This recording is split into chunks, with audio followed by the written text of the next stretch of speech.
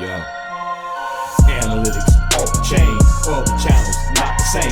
Jake and Kyle, you know the name. Headliner Nation, we running the game.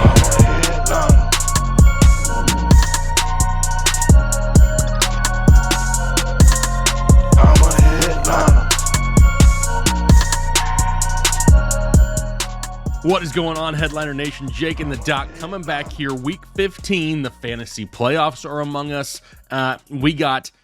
I think we have about like 3 names shy of a load here, Ethan, because this scroll bar on this document that you have of name, we've entered 4-page territory. I don't think we've reached 4-page territory yet this year, but all of a sudden things are just exploding here. We're going to have a couple show us your teams, got some mailbag questions, so make sure you check out the timestamps below. But Ethan, you got your work cut out for you here to start off this show because we have a ton of names on this list, and as of right now, this is going to be something that is ever changing. It seems like every hour we're getting more updates with more people added to COVID lists, being ruled out. It's going to be a really iffy week here in week 15. Yeah, this is where you make your hay. It is fantasy playoffs, so I would expect nothing else than just total chaos. Yeah, exactly. And because we have games on Saturdays, you kind of got to watch everything all the time. Yep, exactly.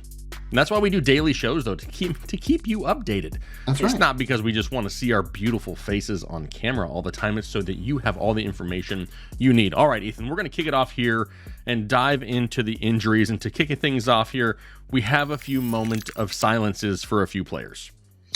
Yeah, we do. One of them is a rare moment of silence update. But we'll start with that one, actually. Logan Thomas. Last week I said that he avoided an ACL tear. Turns out he didn't avoid an ACL tear. He does have a torn ACL. They did more tests, found that the ACL is torn. So he is still done for this year regardless. But now his outlook for next season is much murkier. We thought this was maybe like a 2 to 4 month injury. Now we're looking at like a 6 to 12 month injury. And so Logan Thomas, this is going to probably squeak into the beginning of next season. He's probably going to be a player that I'm avoiding in all formats. Next up, we got your boy, dude. I'm really sorry about this. Deandre Hopkins has apparently a very serious MCL injury. He is expected to return for the regular season. They thought maybe he'd be able to come back for the playoffs, but now they're starting to wonder if he will even be able to do that. Apparently, this is a pretty serious MCL injury. He's going to have surgery on it. Probably his worst year in terms of his career as far as fantasy goes. The team's, again, hoping to bring him back for the playoffs, but it's not looking likely. Regardless, that doesn't help us for our fantasy season. So DeAndre Hopkins, moment of silence. Sorry to see it. I need this man to step up right now.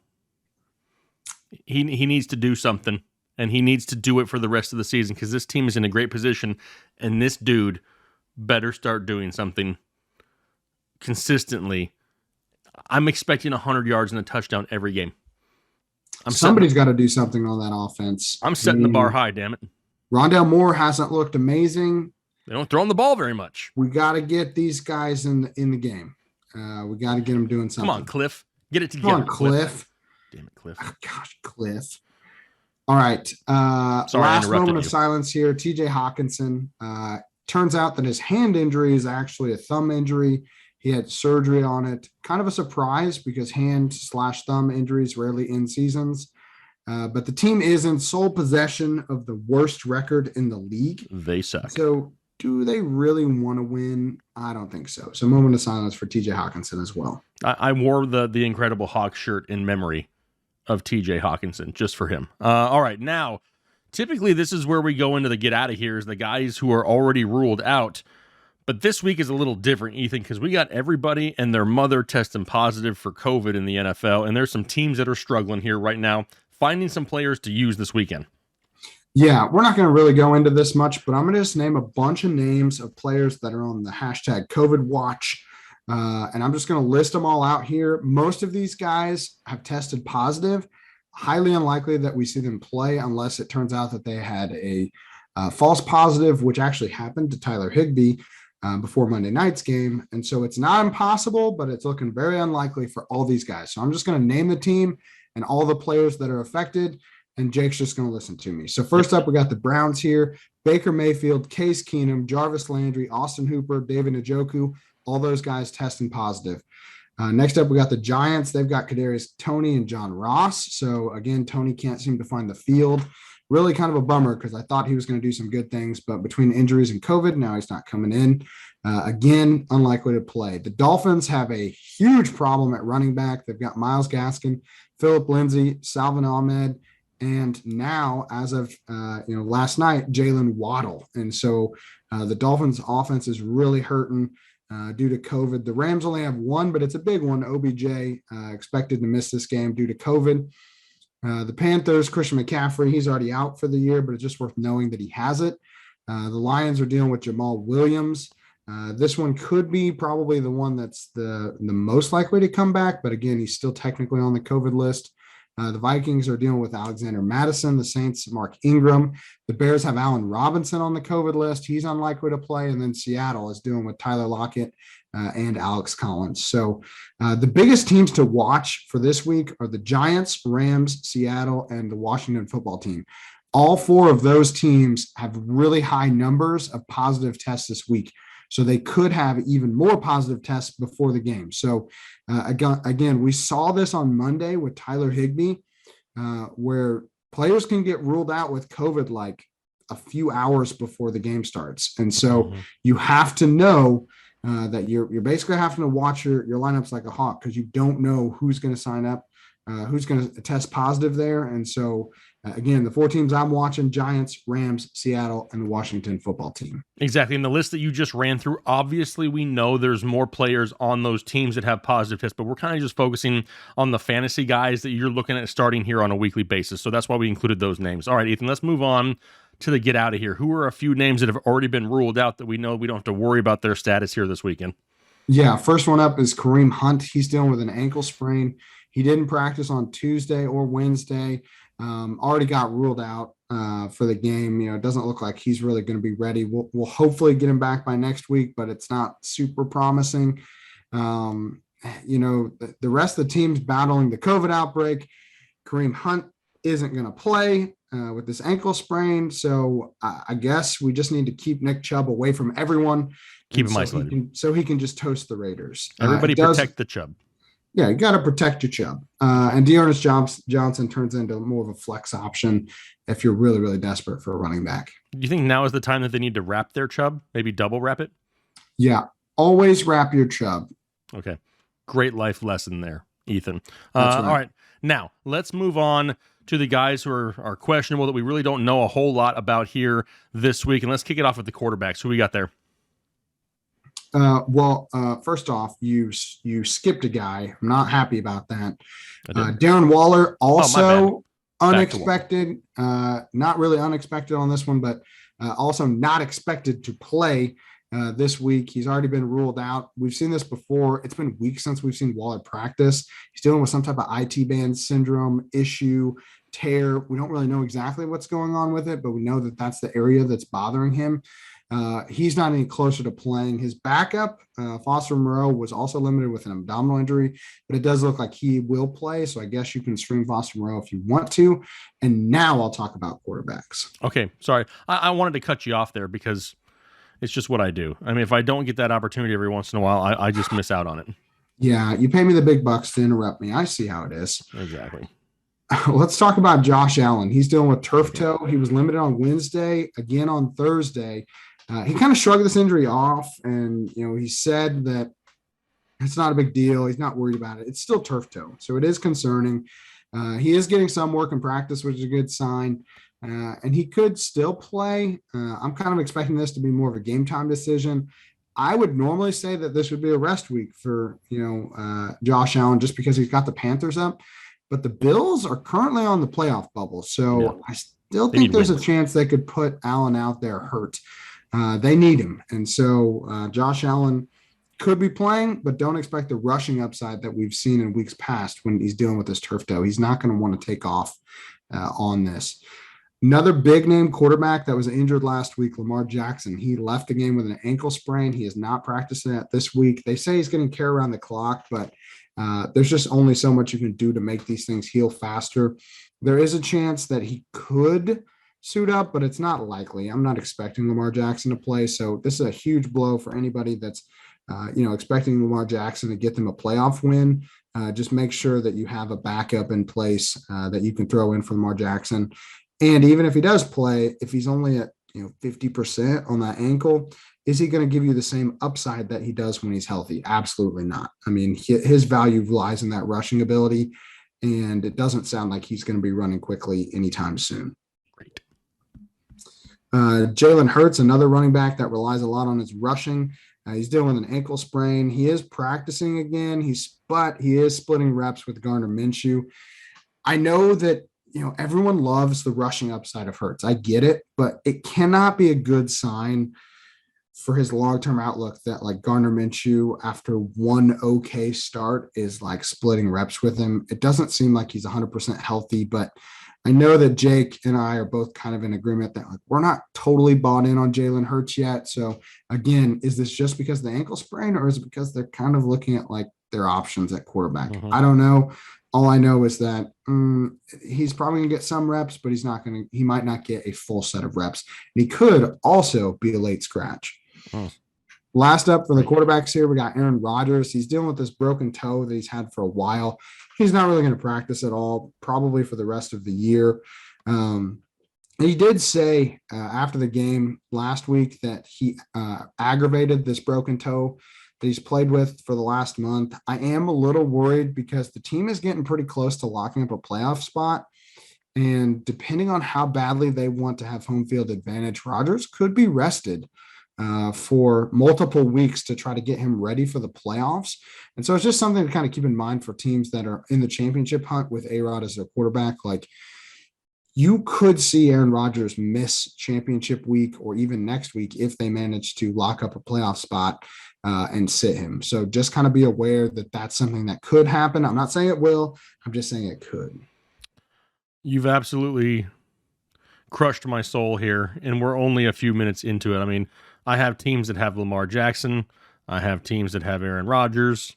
I have teams with DeAndre Hopkins. I mean, you have just leveled my anticipation for playoff rounds here. So I appreciate you doing that here right off the bat. Maybe it's going to only get better for me from here on out. But how about we move on to the ball catchers? What about some wide receivers? Yeah, DK Metcalf is the big name here. He's dealing with foot and back injuries. He's dealing with a lack of production is what he's dealing with. He is really kind of striking. He has dealt with this foot injury for most of the season, but now he's missing practice. He hasn't practiced yet this week as of Thursday. Really fallen off since the team's bye week. So he's only had 17 catches for 173 yards, 0 touchdowns in the last 5 games. It's nuts. I don't think this is 100% due to injury. Some of it has to do with, Russell Wilson being hurt, the team just not really looking that good in general. But the back injury being kind of a new issue, I guess I'm a little concerned. I think he's going to keep playing through this, but he is not the same guy who blew up in the first half of the season. So you're going to probably start him, but don't be surprised if you're disappointed again. Especially since there's no Tyler Lockett. We mentioned him a little bit earlier on the COVID list. Should be one of those matchups where if DK is starting, he should be in your starting line because he's going to get a lot of force-fed targets, but I just don't got that warm fuzzy right now, Ethan. Yeah, it doesn't feel I don't feel as confident as I normally would. Nope. Another guy I'm not super confident in, Terry McLaurin. He's dealing with a concussion. On the bright side, he is on the path that we like to see. Didn't practice Wednesday, that's expected, but he was limited on Thursday, so there's still a pretty good chance that Terry McLaurin plays. The offense as a whole is pretty banged up right now. J.D. Mckissic, we'll talk about him in a bit. Taylor Heineke got banged up, but wasn't really hurt enough to talk about in this show. But just the whole offense is just kind of hurt, and I think they're going to keep relying on Antonio Gibson, who looks finally healthy and is playing pretty well. So that's going to limit Terry McLaurin's upside, but just know he is dealing with this concussion. DJ Moore, he is dealing with a hamstring strain. And bad quarterback play. And just being on a crappy team. Yep. He was limited Wednesday and Thursday with this hamstring strain. Again, if he's playing, kind of a risky start. You're hoping he can get some consistency out of the quarterback, but it doesn't look like any change is really coming there yet. And so, DJ Moore, again, looking more like a low end wide receiver 2, wide receiver 3, as opposed to like a top 12 wide receiver like you hoped for when you drafted him. Yes. Marquise Brown, he's been dealing with an illness, but it's non-COVID related, but just know he's not practicing yet. The team could be without Lamar Jackson, maybe without Marquise Brown as well. Not looking good for the Ravens this week. So just know that it's not COVID, but he's dealing with an illness, and we've seen illness affect the Ravens more than most teams this year. Yep. Whatever's going around that locker room is apparently nasty stuff. Because they need some Lysol spray or something. Yeah, Lamar Jackson missed a game because of illness. That's pretty rare for even for good healthy quarterbacks. It's rare that sickness causes a player to miss a game, but just know Marquise Brown could be dealing with that. And last up for the wide receivers, we got Adam Thielen. He's doing an ankle sprain. He's not practicing yet. Not looking like he's going to play in week 15. They haven't officially ruled him out, but they've basically officially ruled him out. Well, and the good thing about that is at least KJ Osborne is a decent number 2 option while Thielen is not there. KJ Osborne playing some good football as well. Yes. What about some running backs? Got a lot of running backs to talk about here for this week. Yeah, quite a few. We'll start with Melvin Gordon. He's dealing with hip, shoulder, and now he has a sprained thumb. He's been limited in practice Wednesday and Thursday. He has been basically banged up for the last month or so, but the thumb sprain is the newest thing. I don't think that it's really enough to keep him from playing, but it is probably enough to potentially give Javonte Williams the edge for the lead back role, unless Javonte Williams is not 100% healthy, which it sounds like he isn't. He's dealing with his own knee sprain. He was limited Wednesday and then didn't practice on Thursday. We don't like to see that. If he can't shake off this knee sprain he picked up, it could be bad news for Javonte Williams owners. He is a risky start for me this week. Running back 2 as opposed to running back 1, which we've seen the last few weeks. So a little frustrating there. This situation could get real ugly if both of these guys go into this game pretty banged up and they both just don't really perform that well. I don't like to hear that. Love me some Javonte Williams. Yeah, I do too. And I really need him in a few spots. So I'm kind of bummed that I have to talk about him.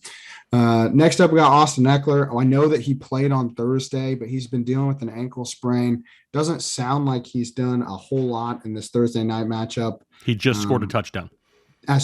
You know what? As soon as actually, not even going to lie, he just scored a touchdown 13 seconds ago. You're welcome to everyone who's watching that had Austin Ekeler. I willed that into existence. I'm not watching the game like Jake because I'm trying to do my job here, but at least we have Jake to update you. So Austin Ekeler, he played. Hopefully you played him. Yes. Sounds like he's scoring touchdowns. That's right. Elijah Mitchell, he's been dealing with a concussion. Now, he doesn't look like he's going to play. Didn't practice Wednesday, didn't practice Thursday, didn't play last week. I'd love to see him get some practice time, but anything concussion related, and he does have a knee injury too. So he's got a few things going on here. It's just kind of a waiting game to see when he can come back. Frustrating for Mitchell, frustrating for fantasy owners, because when he's playing, pretty solid option. Yeah. He's looked really good. But again, he came into the league with a little bit of an injury concern, and he is still showing that injury concern. So wonderful. Kind of a bummer. That's why you should buy my rookie injury guide. Shameless plug. Yes. Let's talk about Damien Harris next. He's dealing with a hamstring strain. He was limited Tuesday and Wednesday and Thursday. Harris was really steamrolling the Bills last week prior to his injury. He's been a pretty solid RB2 for most of the games that he's played, but he is playing on Saturday. He does have this strained hamstring. This sounds like a recipe for disaster. I say he's trending towards playing, but don't be surprised if he's a late scratch if he doesn't look good in warmups or if it tightens up on him. That team is playing for the postseason now, and so I don't think they have any reason to really rush Damien Harris back right this second. Right. Tony Pollard's up next. He's dealing with this torn plantar fascia. Didn't practice Wednesday. Did get a limited session in on Thursday. Kind of a surprise. I still don't think we see Pollard this week.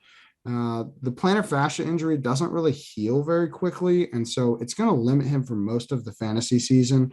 If he does manage to return this week, I'd be really impressed, but it is a good sign that he's at least getting some type of practice work in.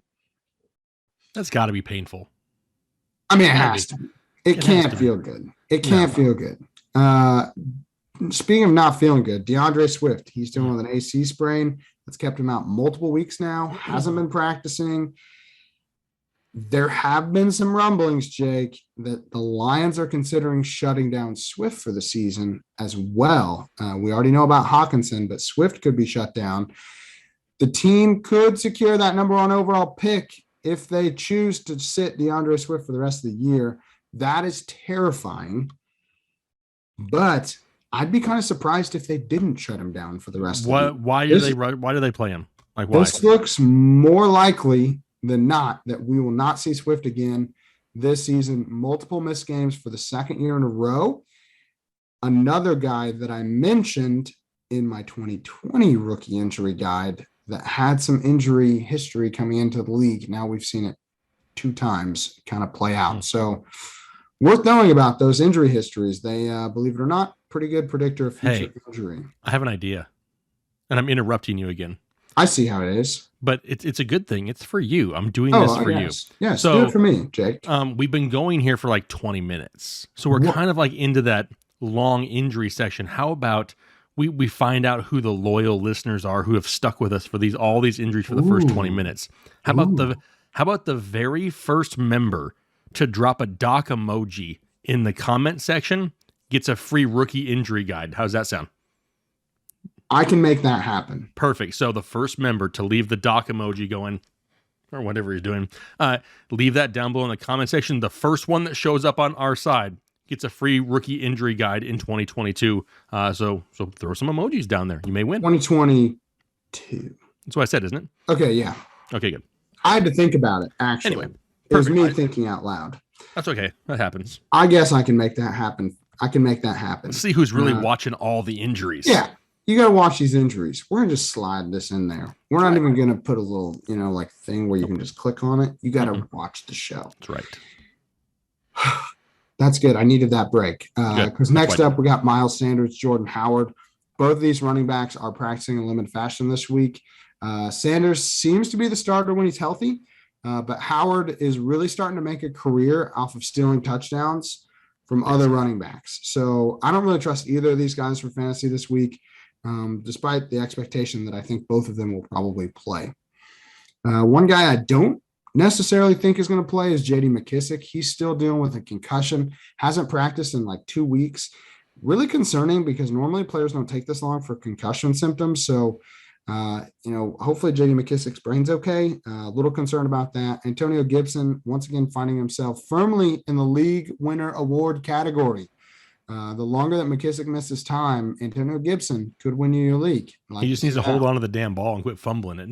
Well, sometimes I couldn't hold on to a ball if somebody was trying to tackle me, so I understand. Okay. Leonard Fournette, he's dealing with a sore ankle now. He hasn't practiced yet this week. The team says that this is just normal wear and tear. It is kind of worth noting that Leonard Fournette has had issues with his ankles in the past, so is this kind of a chronic issue that's flaring up on him at the end of the season? He's played super well. If he's playing, you have to start him, but it's just worth knowing that he's not practicing that much. 2 guys, again, not practicing that much. James Conner is the one that's probably the most people are concerned about. He hasn't practiced yet this week. He landed really awkwardly on his ankle at the end of the game on Monday. And he did have an MRI done, which says that they were concerned that there was some type of major damage. James Conner has had a long history of soft tissue injuries. If you bought our draft guide, you'll know that I mentioned all of those. And so this was always a concern for Conner. I know he's played super well. But the good news for your team is that Chase Edmonds could have potentially come back on Monday night. He was a late scratch. But they do expect him to return this week. And if James Conner isn't playing, Chase Edmonds could get a good chunk of workload on his first week back. Love those big chunks of workload. Love a big chunky workload. Mm-hmm. We love to see it. All right, Yep. last up here, we got two guys both dealing with illness. Just worth noting here, Aaron Jones and David Montgomery. So both these guys are missing practice right now due to non-COVID illnesses. But with David Montgomery, just remember that the Bears are having a COVID outbreak. So this non-COVID illness could turn into a COVID illness. Just kind of keep an eye on that. I expect both these guys to play until we find out that they don't. That's really the only thing I can do as far as projecting injuries or illnesses. Sorry, I can project injuries all day. It's when they're sick. Illnesses? I don't think you got that level of talent yet, Doc. You really have no idea unless you're like looking at them. So, could you imagine if you could predict illnesses? If I could, you would make so much money. I especially in this climate. Exactly. You would like, be hey, just letting you guys know, COVID's coming. I'm predicting. You're going to get it in the next 3 days. I'm just telling you. You're like the modern day Doctor Strange or something. All right. What about tight ends, the football kind? I know we got a big name to talk about there as well. Yeah, really the only one that matters at this point is George Kittle. He is dealing with an MCL sprain, or what I think is an MCL sprain. He didn't practice Wednesday, limited Thursday. He's got a history of playing through being banged up, but he also has a history of like playing a quarter and then not playing the rest of the game. So just know that George Kittle is hurt. If he's playing, you kind of have to play him. I mean, there's not like 15 good tight ends that you could put in for him. There's not even really probably like 7 good tight ends that you could put in for him. So George Kittle is hurt. Just know that is something he is dealing with. Perfect. That means we go on to page 4 and the last section of injury updates, almost 30 minutes in. Let's talk about a few guys that you're saying there's a chance for here in week 15. Yeah. First up, Michael Carter. He was designated a return from IR. He's been dealing with an ankle injury. He is expected to play. So it sounds like, this could be a good late season boost for a lot of players that need running backs right now. We just listed a ton of them. But for me, he's only really an RB2 in this first week back. We want to see how he looks coming off this injury. Is he still as explosive as he looked when he was putting up good games for us in the middle of the season? And then the last guy here is Tyler Higbee. Again, he was a Monday morning COVID scratch, but he was already off the list on Tuesday. So it's just, again, he had a false positive test. So while there is COVID running rampant through the Rams locker room, it doesn't sound like Tyler Higbee is expected to miss this week. Perfect. All right, Ethan, shake it off. You have made it through. And now is the time that we go away from all the doom and gloom and we have a little bit of fun making fun of some people's teams and answering some questions. Let's head over to Show Us Your Teams. And Ethan, we got a couple submissions here this week that we're going to go ahead and bring up. And the first one is going to come from Cleosis. Mm-hmm. First thing I notice here, which is Team Smooth C, is I need some darker writing. Can you write a little bit darker? And then make sure when you're taking your picture that your shadow is not in the bottom left-hand corner. This is like photography 101 here, Cleosis. Lighting needs to be good. You know what I mean? Like this is right off the bat. This is the first thing that I notice. I haven't even looked at the names yet. Am I crazy for that? Pretty good. The writing is a little rough. The Team Smooth C, his C's do look good, so I guess that kind of makes sense. Wait a minute. Is Smooth C some type of innuendo? Should I Google it? No. I feel like this is dangerous. Really? If it is, I have no idea. Maybe it's just the C for Cleosis. That's what I thought it was. Overlooking at stuff. Or maybe you it's Google his it. Defense. I'm not Googling it. Just Google it. I can't risk that. Are you kidding me? You on a work laptop? No, I'm not on a work laptop. You know what? Are you crazy? Piss on it. I'm Googling it. Hang on a second. Oh, geez. Look up Smooth C. That's exactly what I'm doing. Tell me what your autofill puts in that. No. Yeah. Smooth Criminal is the first thing that comes up. Oh, wow. Smooth Criminal makes sense. Smooth C presents you a brand new way to record videos and take videos with your smartphone camera. It's the first thing that came up.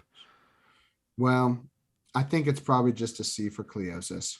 Let's go with that. We'll go with that. Let's look at this team, though. Matthew Stafford with fancy Fs. Yeah, those are like some next level Fs. Those are fancy Fs. He gives like a lot regular of letters, and then the Fs are like way more elaborate. Just like he just shoved like a really great. He spent like 3 seconds on the rest of the word and like 30 seconds on those 2 Fs. Real smooth. Yeah, they're next level Fs. Mike Evans, like that start. Yep. Tyreek Hill is doing pretty good tonight. He caught a touchdown. Let's see, at the time of this recording, Tyreek Hill has 9 catches for 104 and a touchdown. Sweet. So that was a good start there. Michael Pittman Jr., Antonio Gibson. CEH hasn't done a whole lot. I believe he's at like 8 fantasy points right now. TJ Hockenson. This is a problem. Uh-oh. We just talked about TJ Hockenson. On his bench, does he have another tight end?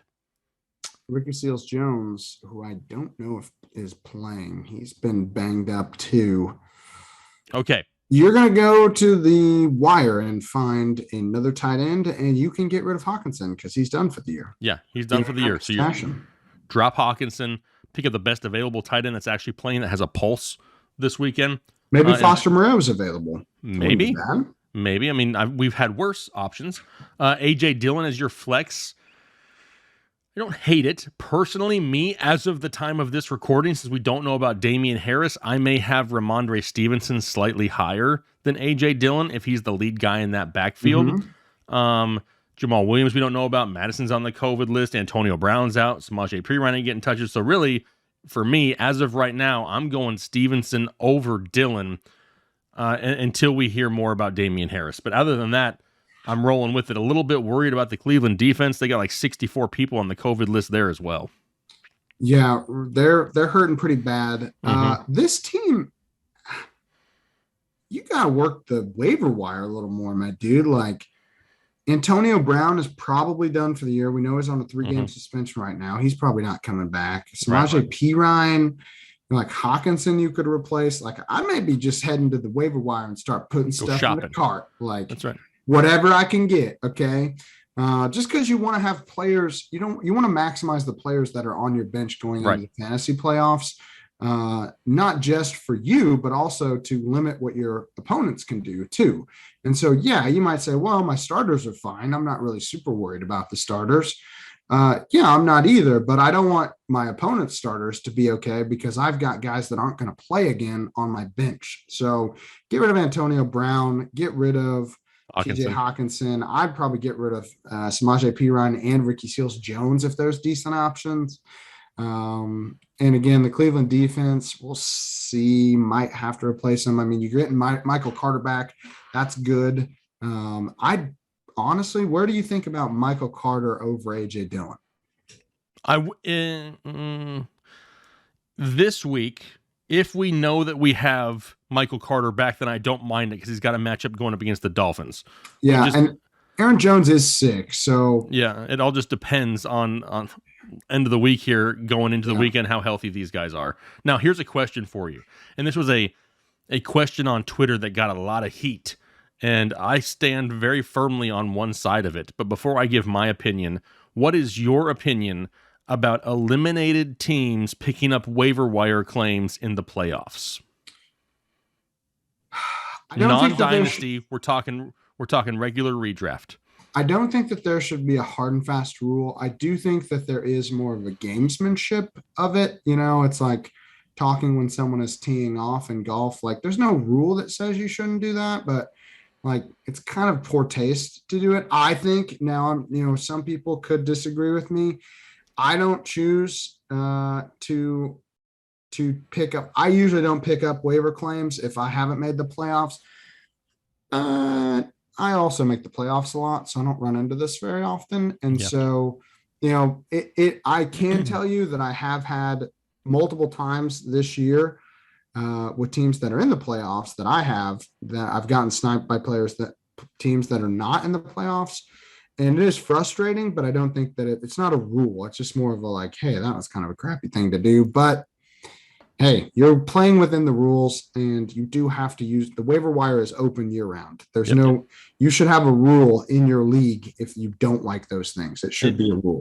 You hit it on the head right there at the end, because that's my taste. Am I gonna do it for no apparent reason? No, but if I need to fill a roster, I'm not gonna quit fantasy football 2 or 3 weeks early. If I need to go out there and pick somebody up, I'm going to go out there and do it. Am I going to be a dick and go pick up 3 quarterbacks so somebody doesn't get one if they need one? No, probably not. But if you don't want that in your league, make it a rule. But if the rule is that you can pick it up all 17 weeks, I'm all for it. I'm not a quitter. Now, I have 5 leagues this year, Ethan, and I made the playoffs in all damn 5 of them. So I don't have to worry about it here this year.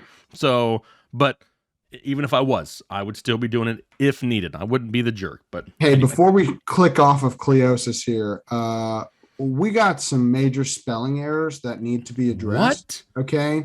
TJ Hockenson. There's hockey in there. Hockey son. It's hockey son. Yo, it's hockey son. What about a Mattian? Mashin. Mattion. Is it Mashin though? Because of the TION at the end? A Mashin. Mattoian. Mattion. Matchin. I don't know. Matchin. Wait, good catch here. Good catch here. I mean, how crazy is it though that we went through the whole first half of it and we just brain dumped it and didn't even notice it? But we got Jamal or Jamel Williams. I don't know who that is. Is that an O with a line through it? Yo, Jamoil. Jamal? Get over here, Jamoil. Is that it? I'm not seeing a ton. I don't see any other ones. You could tell that he did not want to try to attempt to spell Samaje. Good choice. Yeah, or Ramondre. Yeah, or Ramondre. But didn't spell out Ricky. I'm a little surprised. That would have been an easy one. If you look around the roster, some of them are he didn't put out Matt Stafford, but he spelled out Mike Evans, Tyreek Hill.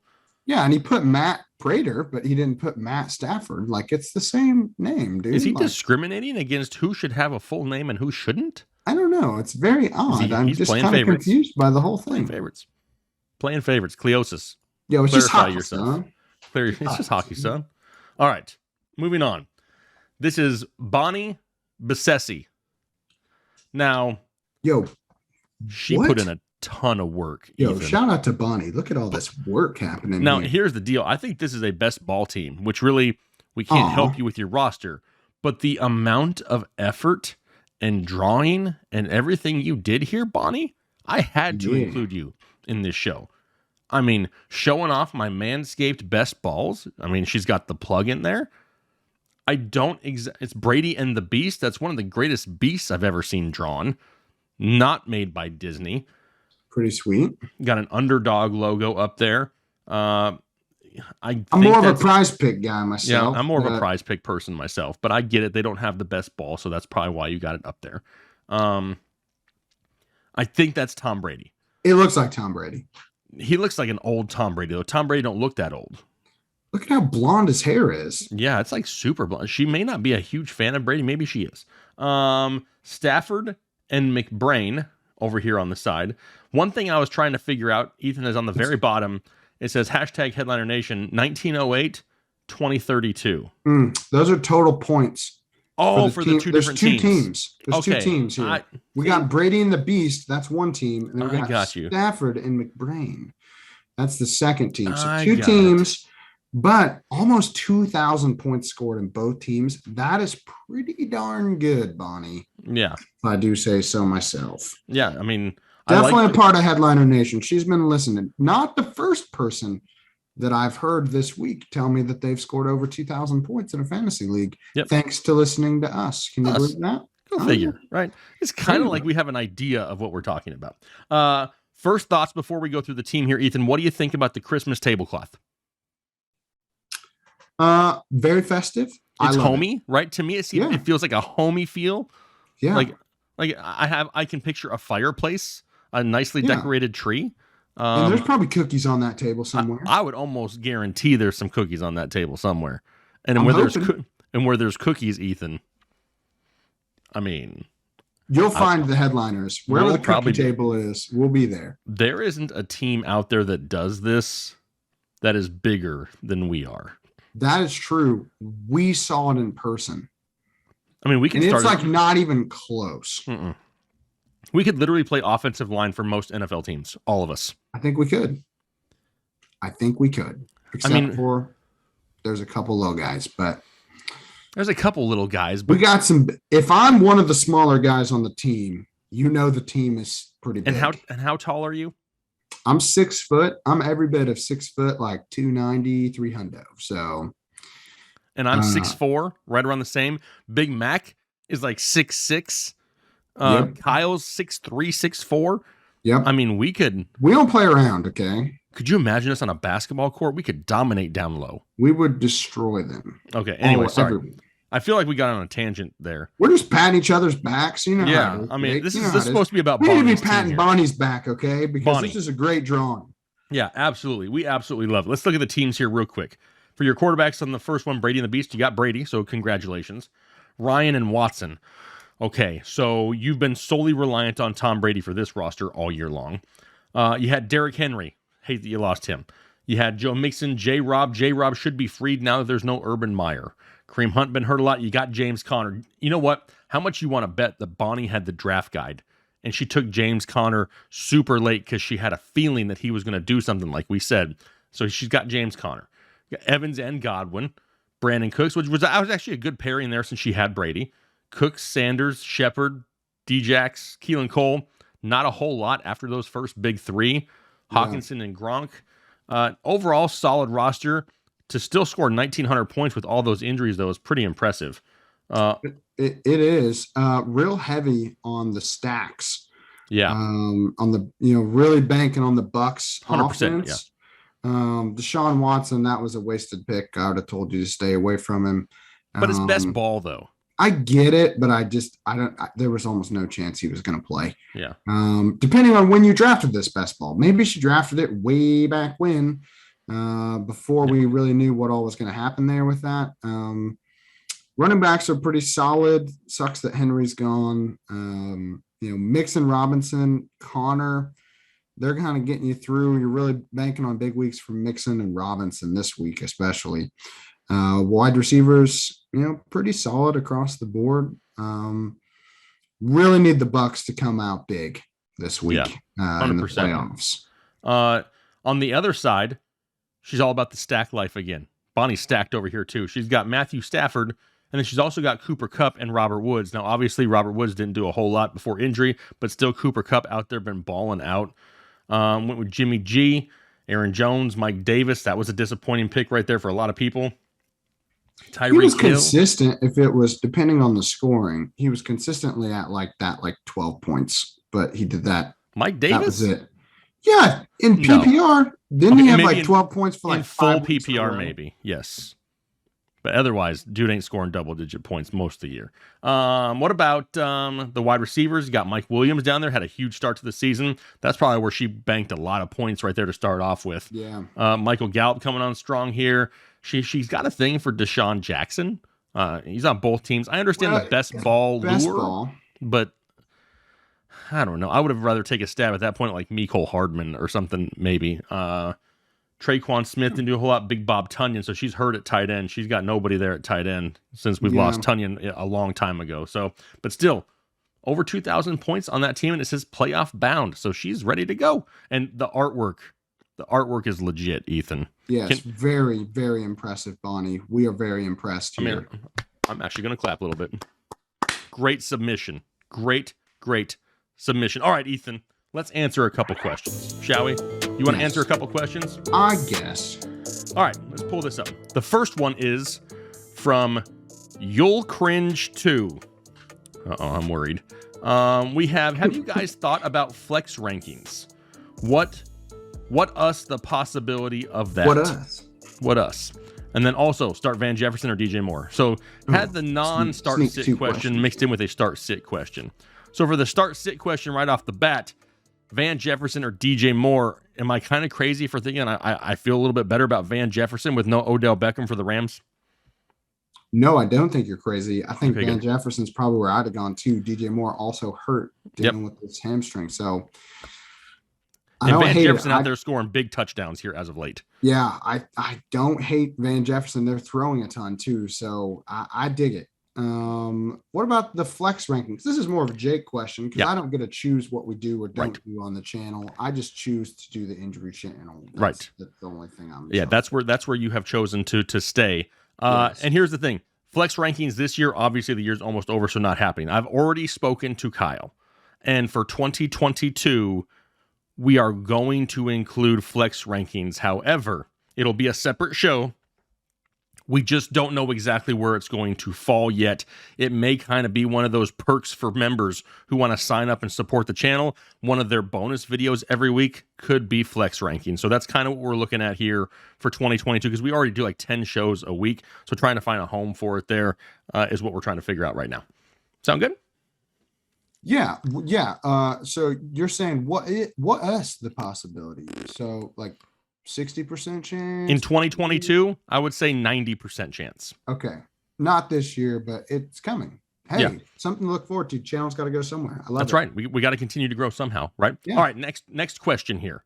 This is from Dog's Breakfast, who I see all over the comment section. He is out there all over the place. He's a member. He's got his 2-month blind squirrel nuts right next to his name. His question is a little personal.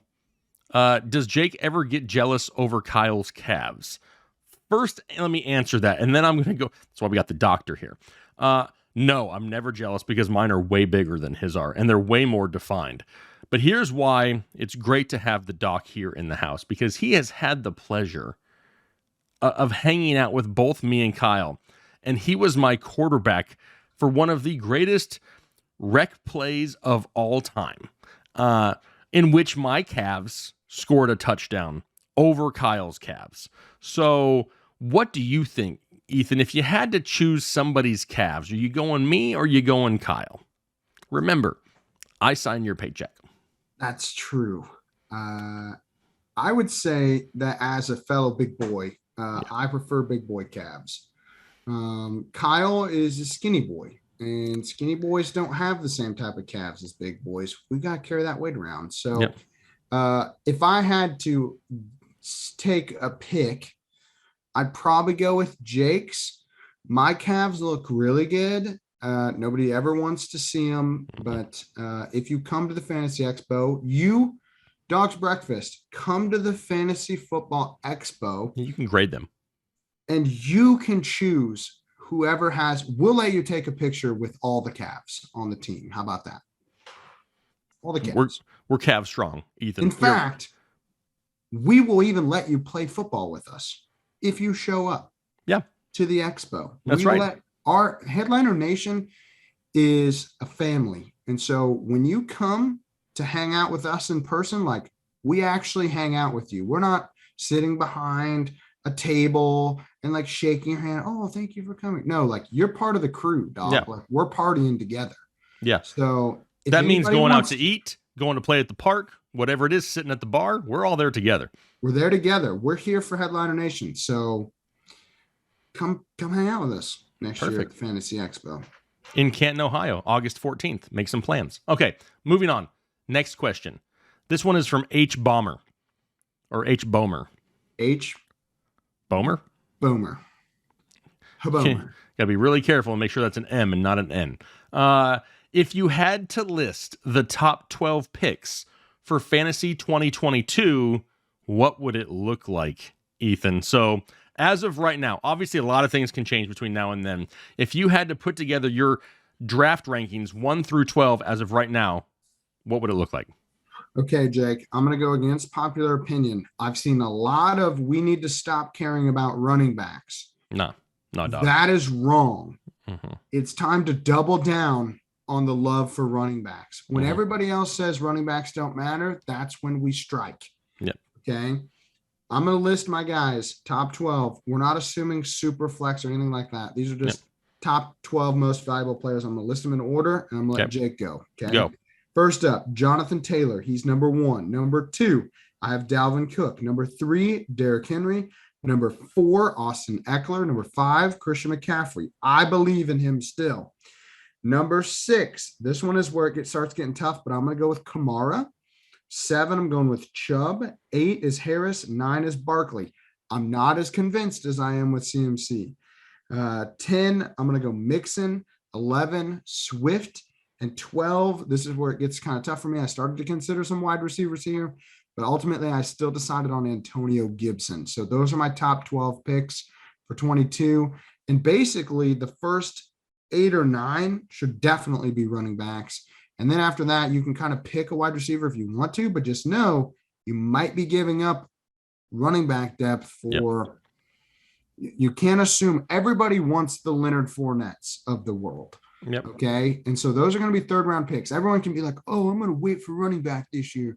Everyone should wait for running back next year because we saw what happened. Guess what? What we also saw is that the teams with Dalvin Cook and Jonathan Taylor are making in the fantasy playoffs and likely to win. So you still have to draft running backs. It's just how the game works. And there's just not a lot of really talented fantasy running backs. And you got to get those studs when you can get them. All right, here's my top 12. We agree on number 1. I have Jonathan Taylor right now at number 1. Number 2 and 3, we have flopped. I still went Henry at 2 and Cook at 3, but it's more like a 2A, 2B. 4 is where I have Kamara. 5, I went Najee, because if Big Ben is gone, they're going to have to rely a lot more on the running game. Number 6, I went Ekeler. 7, this is where I put CMC. I'm a little bit worried, but when the guy is healthy, he's scoring 20 points a game. Got him down to 7. 8 is where I put Chubb. 9, I put Aaron Jones, depending on what happens to Aaron Rodgers. 10, I put Joe Mixon. Joe Mixon deserves to be up here. I assume here with Joe Burrow being the future in Cincinnati and all those talented catchers, ball catchers on the outside, going to open up running lanes for years for Mixon. 11, I added 1 wide receiver. And that is just as of right now. And this may change next year.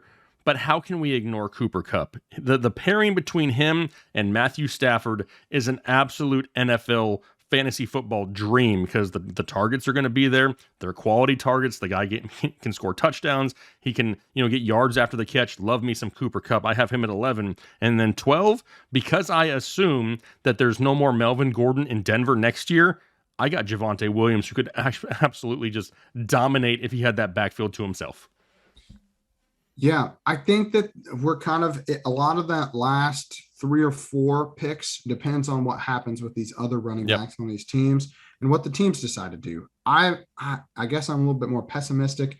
I think the Steelers are going to have a really down year unless they can get a solid quarterback. So there's a chance we could, but I'm not holding it out because I think the team still wants to try to win. And so when you're in the middle of the pack, it is hard to get a quality quarterback. Hopefully somebody like Kenny Pickett or something like that. That would be the greatest feel-good story because he played at Pitt. But you got Mason Rudolph. I'm a little bit. Exactly. I don't like it. All right, perfect. But yeah, I think that we're still all on board with running backs in the first round, right? Yep, 100%. I love me some running backs. Me personally, I'm going running backs probably, honestly, 3 out of the first 4 rounds.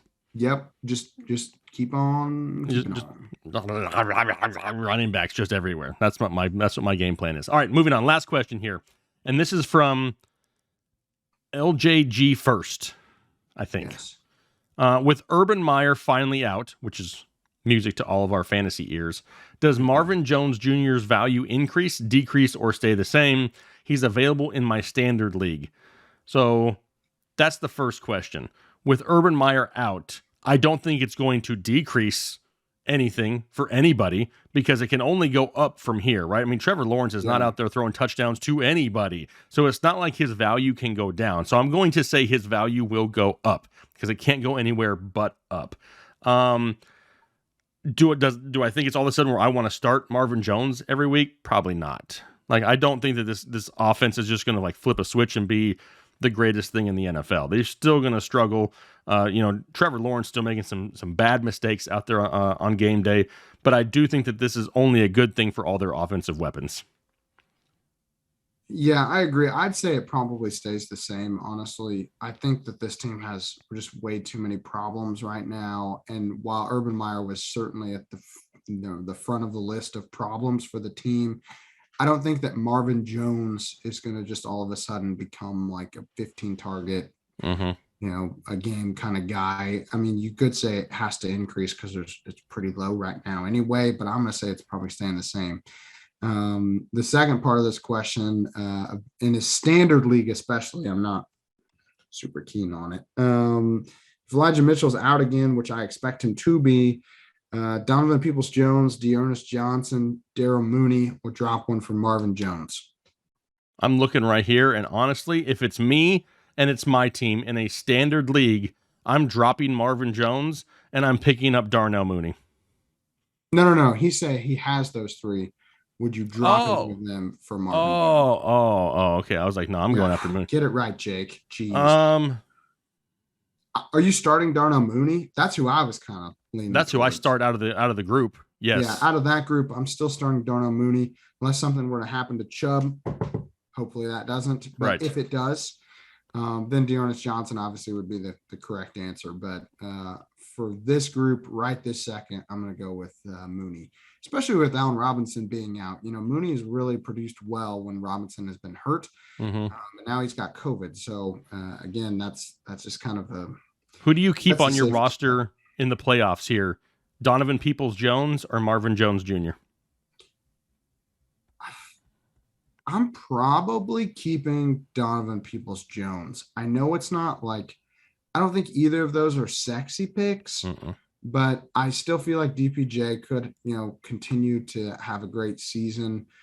He's really, played pretty well this year, all things considered. And Jarvis Landry is now, Jarvis Landry's kind of always banged up. I know that everyone in the Browns has COVID, it seems like, but I'm still probably going with DPJ. Perfect. Yep, I would probably have to agree with that as well. All right, we've talked about injuries. We were bummed out for like 30 minutes. And then we spent the next 25 minutes or so having some fun, talking about some teams, dipping in the mailbag here a little bit. But we're almost into week 15 here. It's actually just started here, Thursday Night Football. A lot of important decisions to be made. And the last piece of advice I'm going to give before we get out of here for the day, Ethan, is this. Sometimes you just got to trust your gut, right? You take all the information that you digest, and in the playoffs, don't get too cute, right? Don't go out there and try to get too cute, because all that's going to do is, if it backfires on you, you're going to spend the entire offseason remembering how stupid you were for trying to make something that it wasn't. So don't be too cute here in the playoffs. Take the information, make the best decisions you possibly can. Hopefully it comes out for the best. I hate that we're dealing with all these issues right here in the middle of the playoffs, but it is what it is, and there's nothing we can control here for the remainder of the season, Ethan. But hey, once again, appreciate all the knowledge for the 65 people we talked about to start the show. But we know we're going to get comments down below. What about this guy? And what about this guy? And what about this guy? Instead of saying like, hey, I guess they forgot about this guy. No, we probably didn't. We just don't want to have 800 names. Just ask us a question down below in the comment section. Hey, do you have an update on so-and-so? Either myself or Ethan will do our best to get back to you and get you whatever information that we have here in front of us. So make sure you leave those comments down below, and then do us a favor. Do it for Ethan. Hit the like button for Ethan. If you like Ethan, hit the like button. He's a very likable guy. Like, just do him make him feel the love. He wants to feel the season is almost over. He's not going to feel a whole lot of love from January through March. So show him some extra love right now.